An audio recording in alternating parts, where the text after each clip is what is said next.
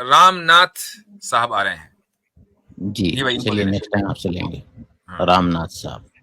मैं हिंदू हूँ। सवाल मेरा ये था कि ये जो जैसे कुरान है, जिब्राइल है, इनका आप ये सच है, हक तो है ही है, सच है, इसका वेरिफिकेशन कैसे होता है? क्या किसका? एविडेंस है कि ये ठीक है, ये सच है, या कि ऐसे ही है, मतलब किसी ने ऐसे बोल सच दिया? है, ये चीज वेरीफाई सच है। कैसे करते हैं हम लोग? ओके। हाँ, सच है। हक तो है, हक तो मेरे को पता है इस्लाम में, वो तो आपका इस्लामिक डेफिनेशन है, लेकिन सच कैसे, मतलब how do we prove it? तो बुनियादी चीज ये है कि मोहम्मद सल्लल्लाहु अलैहि वसल्लम को एक आदमी सच्चा मानता है या नहीं। अगर वो आप सल्लल्लाहु अलैहि वसल्लम को सच्चा मानता है, और सिर्फ मानता नहीं बल्कि जानता है, और ऐसा सच्चा कि जिसने अपनी जिंदगी में कभी झूठ ना बोला हो और उसके पास कोई हाँ। वजह ना हो झूठ बोलने की, तो फिर जाहिर है कि फिर वो जो बात कह रहा है वो बिल्कुल सही कह रहा है। वो शख्सियत जो बात कह रही है वो बिल्कुल सही कह रही है। तो मोहम्मद सल्लल्लाहु अलैहि वसल्लम को हम बिल्कुल सच्चा मानते हैं, जानते हैं, और ऐसी जात जानते हैं कि जिन्होंने कभी जिंदगी में झूठ नहीं बोला और नहीं झूठ बोलने का कोई मोटिवेशन था। तो आपने जो भी कहा वो बिल्कुल सच कहा। नहीं, वो तो ठीक है, उसकी कोई एविडेंस है? किसकी? देखिए, मैं इस समझ गया चीज इनकी की, बात क्या कहना चाह मतलब रहे हैं। ये बात मैं समझ गया हूँ, ये विश्वास कर लिया मैंने कि हाँ भी ये नहीं, किस सच चीज है, की एविडेंस चाहिए? आप लेकिन वसल्लम के उसको सच्चा होने की? नहीं, सच्चा होने उनकी एविडेंस नहीं चाहिए, इनकी जो अल्लाह है उसकी एग्जिस्टेंस की चाहिए कि अल्लाह मेरे को how so that I am able to feel him, see him, Kaisar भाई आप ज्वाइन करें एक लाइक मिनट, दैट। और मुस्लिम जितने भी कॉलर ज्वाइन कर रहे हैं 2 मिनट के लिए रुक जाएं। कैसर भाई ज्वाइन कर रुक जाएंगे जाए भाई, रुक आपको। जाए, रुक जाए। कैसर भाई को आने दें, हाँ कैसर भाई को आने दें भाई। रिबा इकोनॉमी भाई, रुक जाओ यार। मोहम्मद बहुत अरसलान, रुक जाए बड़ी तेजी के साथ। ये जुड़ने वाले वो होंगे जो कमेंट कर रहे होंगे कैसर भाई के लिए जगह बनाए। मुफ्ती साहब, इन्होंने दो कैसर भाई बातें आप आ जाइए, जगह है आप। जी जी, सही मुस्लिम को है। इन्होंने देखो दो बातें रखी है। पहली बात तो ये रखी है कि भाई कुरान और जिब्रील ये सब कैसे वेरिफिकेशन होगा, और फिर अब ये दूसरे सवाल पे आ गए कि भाई अल्लाह को मैं देख नहीं सकता। तो दोनों अलग अलग एक ही चीजें चीज है वो, तो नहीं एक ही नहीं चीज है, जिब्राइल को भी देख देखिए, सकते हैं, अल्लाह को भी देख सकते हैं, तो कैसे? नहीं, सुनिए मेरी बात। मैं आपको एक चीज क्लियर कर देता हूँ पहले। ये जो आप जिस डिवाइस से बात कर रहे हैं, कैसे बात कर पा रहे हैं आप इससे? नहीं वो मैं बहुत सुन चुका हूँ आपकी स्ट्रीमों में, आई एक वांट टू मिनट, सी नहीं, देम अभी तो फिजिकली। आप मेरे से 2 मिनट बात कर लेना, क्या प्रॉब्लम है? बात करने में तो कोई दिक्कत नहीं है ना। हाँ बताइए, हाँ हाँ, बताइए तो बताइए। आप एक इलेक्ट्रोमैग्नेटिक वेव का जो सिग्नल्स है उसके थ्रू आप बात कर रहे हैं ना? हाँ जी करेक्ट? बिल्कुल। हाँ, करेक्ट। अच्छा, तो क्या आपका यकीन ये है कि अच्छा, अब से करीब 500 साल पहले, 700 साल पहले, 1000 साल पहले किसी को पता था कि ये वेव्स है एटमॉस्फेयर के अंदर? नहीं पता। नहीं पता था। आज हमें पता है। उस टाइम कोई ये बात करता था तो पागल होता। हमारा मानना ये है कि ऐसी पता नहीं कितने टाइप की और एनर्जीज और वेव्स एटमॉस्फेयर के अंदर हैं, हम उनको डिटेक्ट नहीं कर पाते। सही बात है ना? करेक्ट? नहीं मैं उसको डिनाई तो कर ही नहीं रहा, मैं डिनाई हाँ, नहीं कर तो रहा। मैं दूसरे जैसे जब जैसे एक स्टेज पहले कर लेना, एक जैसे स्टेज पहले कर लेते हैं, फिर मैं मुफ्ती साहब को दे दूंगा। एक स्टेज पहले क्लियर कर लेंगे। तो हम आगे ये आगे मानते हैं कि एक ऐसी बहुत सारी एनर्जीज, ऐसी बहुत सारी क्रिएशंस हमारे आसपास है जिनको हम देख तो नहीं पाते, लेकिन मैं इसलिए मानता हूँ बिकॉज मैं इसको कुरान से वेरीफाई कर चुका हूँ। ठीक है?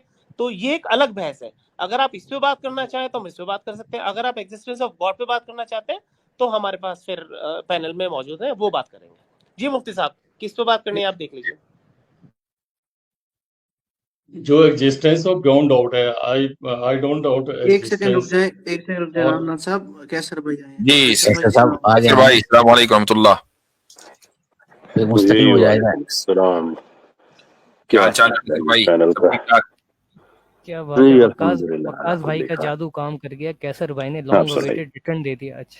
जी, सुना है कि दुश्मनों की तबीयत नासाज है। नहीं आज तो ओपनिंग भी है। आज लखनऊ का अंदाजा आज सही। अल्लाह अच्छा वो बस हमारा शहर किसी कोई वायरल बगाया हुआ है, उसका शिकार हुआ है। ओह, तो अच्छा। बहरहाल आप जारी रखिए बात में। तो मैं साथ खैर में- नहीं नहीं, आप तशरीफ लाए तो तबीयत खराबी में भी तो एक तो उसके लिए शुक्रगुजार हैं, दूसरे ये कि अभी जो है वो एक साहब आए थे वकास नाम से, और उन्होंने कहा कि आपसे भी उन्होंने अप्रोच किया था साहिल अदीम के ताल्लुक से, तो ऐसी कोई बात उनकी आप तक पहुंची है? हाँ, नाम तो मैं नहीं जानता, लेकिन एक साहब ने कॉल्स की थी एक दो, हम्म, तो मैंने उनसे कहा कि भाई आप साहिल साहब, उससे आपने वो बता रहे थे कि बात की है, तो मैंने कहा आप उनकी जिम्मेदारी ले लें, मैं मुफ्ती साहब तक पैगाम दे दूंगा, अगर आपस में कोई इस तरह से बात की सूरत हाल बनती है तो वो है। फिर उन्होंने दोबारा कॉल की और मुझसे पूछा क्या कहा साहिल साहब ने। मैंने कहा जनाब मैं तो आपसे अर्ज किया था कि मेरा उनसे कोई बराह रास्त रब्ता नहीं है, तो इसलिए आप उनसे बात करें। मैं तो इस ज्यादा जानता नहीं हूँ कि इंफॉर्मेशन जो आती है वो क्लिप्स की सूरत में आती है, टुकड़ों टुकड़ों की सूरत में, और वो भी कब का क्लिप है कब का नहीं है, तो एक जिम्मेदार इंसान उसकी बुनियाद पे तो कोई राय कायम नहीं कर सकता। अभी साहिल साहब पे वो जो कोई सिंध में जो केस वगैरह हुआ, वो जिस क्लिप पे, वो भी पता नहीं कितने साल पुराना क्लिप है, तो ये जो बातें उन्होंने कहीं कब की हैं, उसके बाद उन्होंने कुछ कहा नहीं कहा है, तो कुछ भी नहीं पता मुझे। तो आप कोशिश कीजिए। तो वो कह रहे थे कि ठीक है मैं बात करूंगा, आपको बताऊंगा। ठीक है, तो अभी मतलब तो ये कि उनकी तरफ से वो कहने लगे कि जी मैंने साहिल साहब से बात कर ली और वो कैसर भाई के यहाँ आने को तैयार हैं, पता नहीं वो, एनीवेज, तो अगर वो आएंगे तो फिर इंशाल्लाह आपके चैनल पर गुफ्तगू होगी, बस यही कहना चाह रहा था मैं। That's it. जी जरूर जरूर, क्यों नहीं, इंशाल्लाह सही है। इंशाल्लाह। अच्छा जी, तो किससे बात चल रही थी भाई? रामनाथ साहब से। तो रामनाथ साहब, ये आपका क्या सवाल था कि भाई हमें ये कैसे पता चलेगा कि अल्लाह ताला मौजूद है, खुदा मौजूद है, क्रिएटर मौजूद है, ये कैसे पता चलेगा, है ना जी रामनाथ साहब? उनको वेरीफाई कैसे करेंगे? वेरीफाई कैसे करें? कैसर भाई कुछ आप कहना चाहेंगे? हमारे पास 5-8 मिनट ही है बस। जी जी जी, वेरीफाई किस चीज को कैसे करेंगे? खुदा को। बड़ी सिंपल चीज है कि ये खुदा के हवाले से जो दावा है वो एक पूरा कॉन्स्ट्रक्ट है, एक बुनियादी सवाल से कि क्या ये चीजें खुद ब खुद हैं, मज़ाहिर है, फिनोमेना जिसे कहते हैं, या इसका बनाने वाला है। और इस स्टेज पे हम अल्लाह ताला की बात नहीं करते हैं, हमें क्रिएटर की बात करते हैं। तो कोई हमें एक ऐसी चीज, दो चीजों को इकट्ठा करके देखनी होगी, एक जिसको हम कहते हैं द एविडेंस ऑफ कॉज, और दूसरे है कंटिजेंसी। इन दोनों को मिला के कोई एक चीज ऐसी दुनिया में सामने आ जाए जो खुद ब खुद वजूद में भी आ सके और अपने फंक्शन और अपने पर्पस का, यानी अपने एग्जिस्टेंस और अपने फंक्शन की वो खुद एक्सप्लेनेशन भी दे दे, तो फिर खुदा की कोई जरूरत बाकी नहीं रहती है।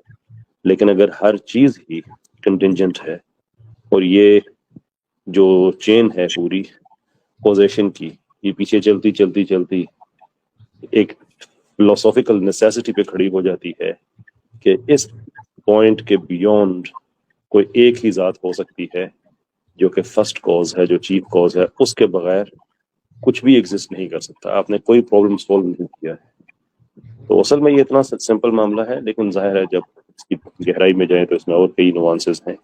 तो बस एक चीज आपने ऐसी देखनी है कि जिसके लिए खुदा की जरूरत नहीं है, अगर वो निकल आती है तो बस बात खत्म, अगर नहीं निकलती है तो वेरिफिकेशन ऑटोमेटिकली हो जाती है।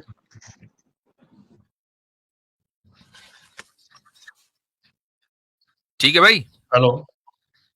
हाँ हाँ मुफ्ती साहब, ये जो हमारे जैसे हमारा सनातन है, इसमें जो मैंने पढ़ा है, मैंने कुरान भी पढ़ी है और ये सनातन को भी पढ़ा है, तो इसमें दो चीजें समझ में आई हैं। एक तो इल्म है जो कि हमें आप लोगों से मिलता है, किताबों से मिलता है, कुरान मजीद से मिलता है, हदीसों से मिलता है। और दूसरा जो हमारे इसमें सनातन में जो जिसको माना जाता है उसको कहते हैं ज्ञान। ज्ञान जो है वो बताया गया है कि वो किसी के बताने से, जहाँ पढ़ने से वो नहीं होता है। ज्ञान जो एक्सपीरियंस से होता ज्ञान है, क्या चीज है? अनलेस जो एक्सपीरियंस। ज्ञान को एक्सप्लेन करें, ज्ञान क्या चीज है, उसको इंग्लिश में क्या कहेंगे? ज्ञान वो ज्ञान का कोई इंग्लिश है नहीं ट्रांसलेशन। है नहीं। अच्छा, वैसे बेसिकली ज्ञान एनलाइटमेंट। को एनलाइटमेंट। ज्ञान एनलाइटनमेंट, यस, एनलाइटनमेंट आप कह सकते हो, लेकिन ठीक। वो आई डोंट नो कितना उसको वर्ड वो सेटिस्फाई करता है। हम्म। तो उसका ज्ञान का मतलब ये है कि आप किसी से सीख नहीं सकते हो, कोई आपको बता नहीं सकता है, और किताब पढ़ के आप उसको गेन नहीं कर सकते हो। जब तक आप उस चीज को एक्सपीरियंस नहीं करते, उस चीज को देख नहीं लेते या फील नहीं कर लेते, या जैसे भी उसको एक्सपीरियंस, टोटल एक्सपीरियंस नहीं ले लेते, तो उसको ज्ञान नहीं कहा जाता। ये तो ज्ञान इज एम्पेरिसिज्म है मेरे भाई। इंटरेक्शन। नहीं नहीं नहीं नहीं नहीं। और ये असल जो में देखिए, ये मैं जो बता है, देता हूँ आपको कि हमारे यहाँ इल्म की हमारे ट्रेडिशन में नॉलेज की दो टाइप्स पाई जाती हैं, दो किस्में हैं।